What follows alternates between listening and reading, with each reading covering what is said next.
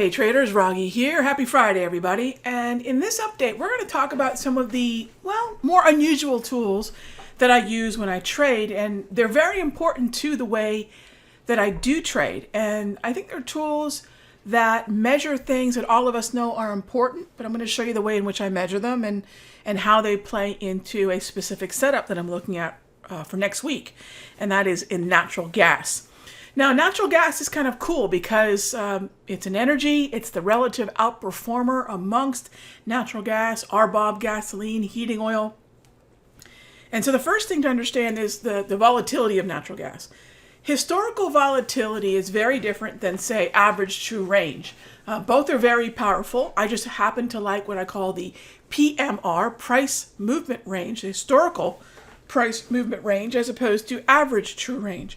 But they both respect one very important fact about markets. There is a certain amount of movement that we should be ready for markets to make. And if we're ready and we can measure them, we can capitalize on them. So I like the historical price movement range. It tells me that the upper end of price movement for natural gas in any single session is approximately 1.35 to just over 1.40. So if I have a quote unquote big move, big rally, big sell-off, I'm measuring that against what typically we could see in a specific session, never randomly by the size of the candle or the swiftness of the move, which are both subjective and very deceptive.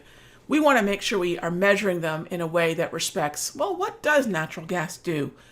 And what has it done to the last 6 months? All right, so that's one of the first tools that I use, and that's going to help me set up the trade that I'm going to talk about in just a moment. The other tool that I use is a seasonal tool. It's called Seasonality. I don't know the folks at Seasonality. I like the tool a lot. It's something that I've been using for a very long time, and it's really the right way to do seasonal. Seasonals are very tricky. Do not follow them blindly. There are a lot of aspects to seasonals. How far back are you looking? 5-year, 10-year, 20-year? What composite is it? What's the look back, right? Have you debugged and detrended the move? In other words, have you taken out significant moves that would affect the cyclicality of understanding what happens over the course of a year, every year, right? Because that's really what we're doing with seasonals. We're looking at a certain cycle.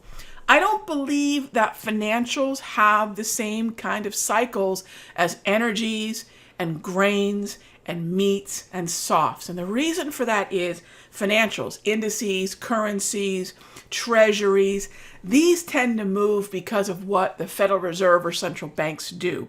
I can't put the central bank on a seasonal cycle. I can put corn on a seasonal cycle. I can put gasoline and heating oil and, of course, natural gas on a seasonal cycle because they are, in many ways, weather sensitive. Of course, there's demand and OPEC and of course, different aspects of things that we cannot track seasonally. But for the most part, there is a certain seasonality to them. So again, if there's a seasonality to them, we can look at the cycles. There's a cyclical manner to it. So you'll notice that natural gas is in that move that we would see take us from, say, mid to late June into a rally going into late August, even mid to late September. All right, so there's a tendency. Please don't look at seasonals as setups. They're tendencies. So finally, we get to the chart. And I think I have, here we go. So this is TradingView, and I've got all my tools here on TradingView showing me that, well, is natural gas syncing up with the seasonal? Absolutely. Double green. I've got an uptrend that syncs up with that seasonal tendency to move higher. And what we're getting right now is a pullback. And into that pullback, I'm going to think about, well, what does that, just go back to the auto chartist here.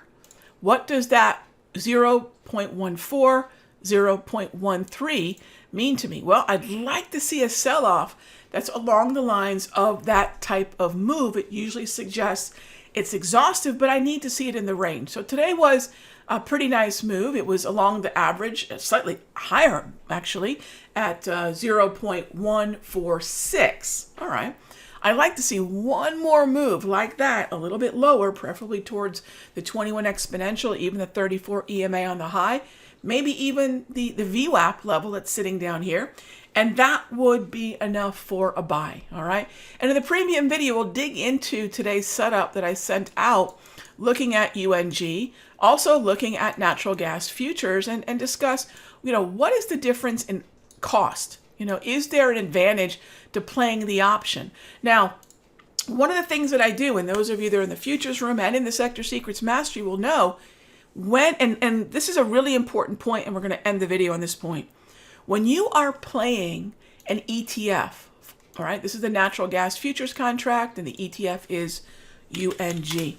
When you're playing an ETF alternative to a futures contract, watch the futures contract. You will actually get far more accurate levels to act at. In other words, for example, recently we took a trade in GLD.